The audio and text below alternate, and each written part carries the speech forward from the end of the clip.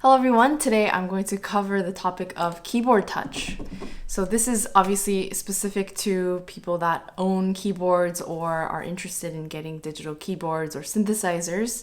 I will be covering my thoughts and experiences based on several different keyboards that I have been working on lately and some of my thoughts on how to navigate these differences. So if you've been following my videos over the years or even just recently, you're probably very familiar with these two keyboards here. This one is a Kawai CE200 and this is a Nord Piano 3. This one I've had since I was a sophomore in college. I was just moving out of the dorms and a very generous patron donated this to me, and I've been carrying it around ever since until last year when I moved to New York. I gave it to the family that I've been staying, the family that I'm also staying with currently, because this is built like almost like an upright. So it's not something that I can continue to just move with. This one here I use all the time when I'm here, of course. It's not mine, but I borrow it because I have these pieces that I'm working on that require two keyboards, and this is just something that I'm currently obsessed with. So I borrowed this and I put it on top of this digital piano. And then I have the Mini Brute 2, which is a synthesizer, and it's something that I got very recently. And I've been playing around with it. You've probably seen it if you've been following my YouTube channel. In this video, I'm going to be talking about these three instruments because obviously they are right in front of me. I wish I had access to the two keyboards I have back at home, the Yamaha CP88 and the Yamaha Reface CP, which is the mini keyboard. The CP88 is my main digital keyboard and it's something that I really adore. I actually really miss playing on it, in the future I'll just make one where I'm comparing maybe the Nord to that instrument or another model, because I think the differences there are quite interesting. So anyway, for today I want to first talk about how I like to test out a keyboard, and that is to turn off the volume. Let's do a trill and then an arpeggio and then a scale. Trill, arpeggio, and then a scale. Okay, notice that the Nord is extremely loud. It's clacky. I mean, the Kawai is not quiet, but it's still a little softer.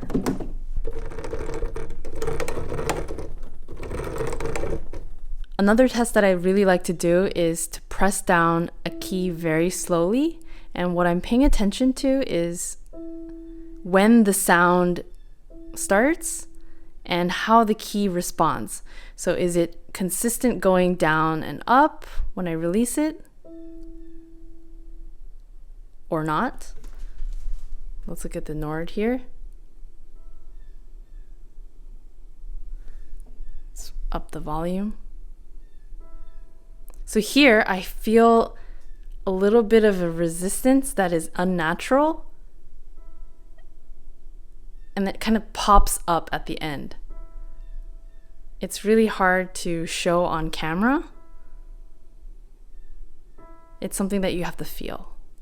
Obviously with this, a lot of it depends on the settings, so I'm not going to go too detailed into the touch versus the sound, but if you just pay attention to the keys, I'm going to turn off the volume here. They're just really springy, flimsy, and not great, and loud. The next thing I'll pay attention to is playing a chord.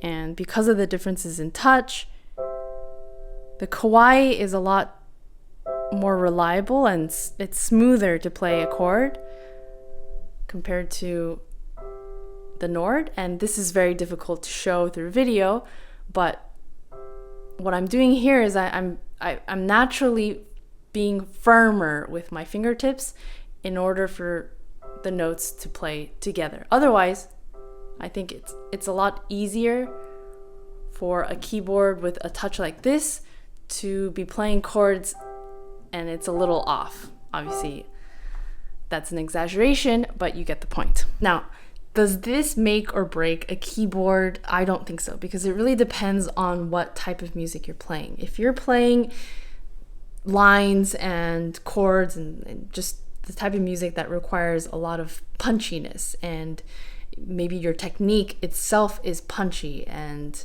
very articulate, something like the Nord, you'll have no problem with it because it'll just respond. It responds very well. It responds with a little bit of a click at the end. With the Kawai, you could be playing the same thing, maybe because it's a little heavier also. Maybe you find that this keyboard touch doesn't suit you if you're playing these punchy, articulate lines.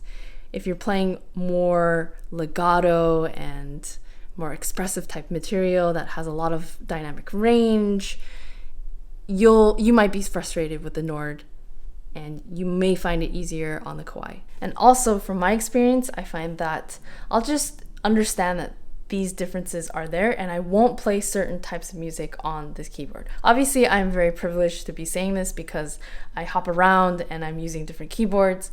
But really, just keep that in mind. If you have just one keyboard and that's what you do everything on, understand that certain types of repertoire, certain types of playing will be more or less difficult. And just keeping that in mind, I think, helps, because then you're not frustrated in the moment, wondering, why is this not working? Am I playing this wrong? That sort of thing. Back at home, I'm always just using the CP88, which is great for a lot of things, but sometimes that the keyboard is kind of in between the Kawai and the Nord here. It's a lot heavier, but it has a little bit of a spring as well.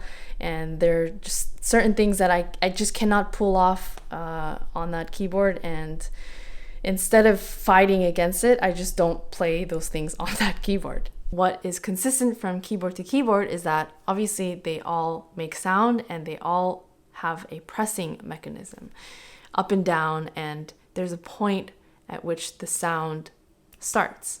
As you could see from what I demonstrated, what I do is I just focus on the bottom of the keys. So wherever that is, when the sound starts, I just focus on that point, and then I adjust my technique or how I'm playing it accordingly, which is very confusing, I know, bear with me. What I mean by that is once the sound hits, then I focus on letting go instead of focusing on the up and down or up to down motion of playing the keys. I don't think about that, which is something that I do pay attention to at a regular piano, because I want this motion to be consistent, and that's where a lot of the control comes from. With digital keyboards, I kind of see it and feel it in reverse. I first start from the bottom because that's when the sound starts, and there's just little control. There's less control in terms of how the sound will be created, and a lot of that is programmed prior to you playing, and a lot of it's fixed.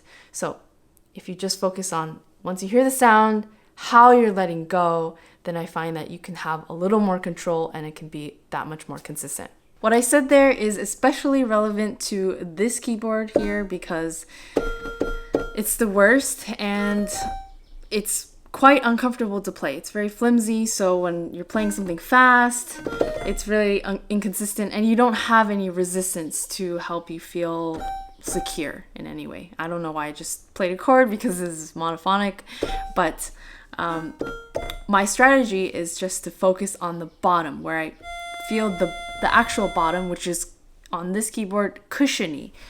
It's a bit soft at the bottom. You can't really tell where there's the bottom because the keyboard just continues to press down. You can just look at how much extra room there is. So this is where you can hear sound, and then you can continue to press it that much further.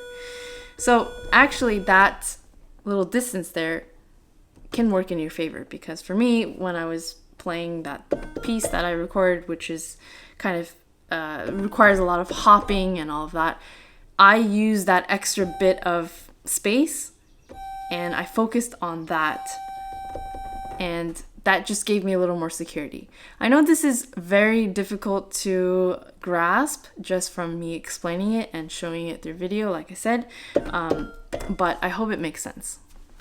I hope you found that useful. This is a topic that I want to continue observing, especially because I use different keyboards, different pianos, all of that, and hopefully this list of thoughts and tips and ideas based on this topic grows naturally as well. Hope everyone is well, and I'll see you in the next video.